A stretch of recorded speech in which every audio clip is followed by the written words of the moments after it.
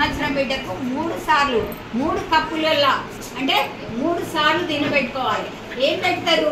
ప్రతిసారి భోజనంలో అన్నము, కూరగాయ, ఆకుకూర, పప్పు ఖచ్చితంగా ఈ 3 ఖచ్చితంగా ఆహారంలో చేర్చాలి. ఎంత ఖర్చు అవుతుందమ్మా?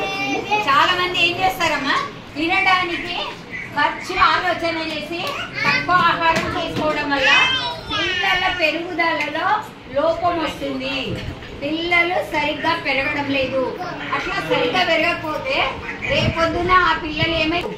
ఇప్పుడు ఒక మీద ఇంటి పిల్లవాళ్ళు పెరిగి పెద్దగైనాక డాక్టర్ కావద్దని ఉందా అమ్మా?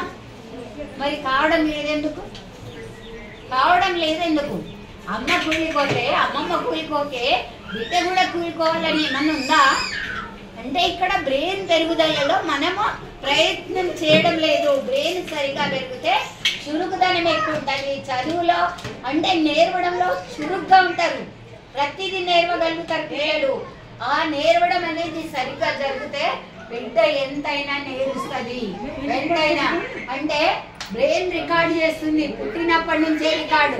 ఆ రికార్డు తక్కువ ఉన్న పిల్లలు ఎంత నేర్పిస్తే అంత మంచిది. చూడండి అమ్మా, 5 సంవత్సరాలు ఏం నేర్పిస్తారు? 5 సంవత్సరాల లోపల పెద్ద పెద్ద గ్రంథాలు తెచ్చి ముందర పెడతారా? అవసరం లేదమ్మా. మన చుట్టుపక్కల పరిసరాల్లో మనం ఏమేమి వస్తువులను, వాహనాలను, జంతువులను, పక్షులను మన చుట్టుపక్కల ఏమున్నాయి అవి కనీసం రికార్డు చేయించగలిగితే దాని మీదనే వాళ్ళు చాలా విషయాలను నేర్వగలుగుతారు అనేది గుర్తుపెట్టుకోవాలి ఖచ్చితంగా. ప్రతిదీ అంటే ఇక్కడ పక్షులు, జంతువులు మనకి అంగన్వాడీ బుక్కులో ఇచ్చిండ్రు. ప్రతి బిడ్డకు ఇంటి లోపల ఒక గోడ కేటాయించాలి. గోడ కేటాయించమంటే ఏంటి అర్థం? గోడకేసి అక్క పెడతావా పిల్లలు? గోడకు చార్ట్స్, పోస్టర్స్ పెట్టాలి.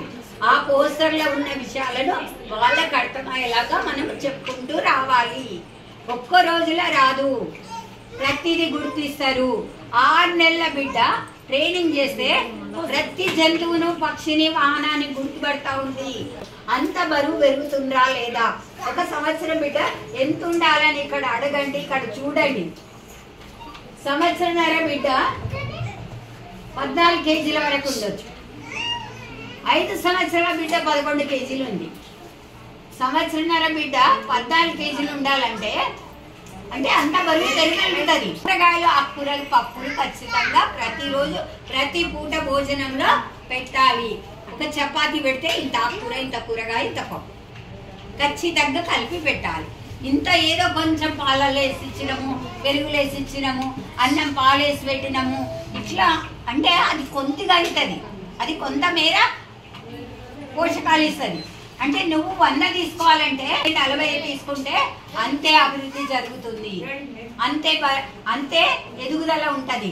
అంటే అంత తక్కువ మనం పిల్లలు వేస్తున్నాము. 100 పెట్టాలి అంటే 100 పెట్టాలి.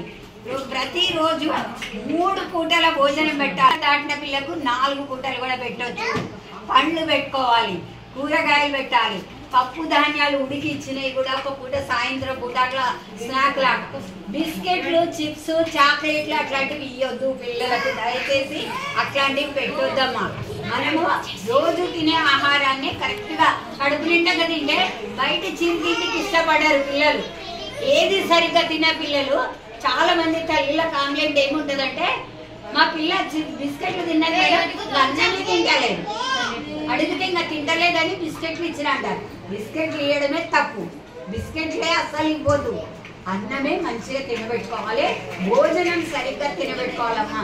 రొట్టె కానీ, ఆకుకూరలు, అన్నం కానీ, దాంతో పాటు కూరగాయలు, ఆకుకూరలు, పప్పులు సరిగ్గా తినబెట్టుకుంటే గర్భిణీ 100 గ్రాములు, పిల్లలకు 20-30 గ్రాముల పప్పు రోజంతా తినాలి. 20-30 గ్రాముల పప్పు.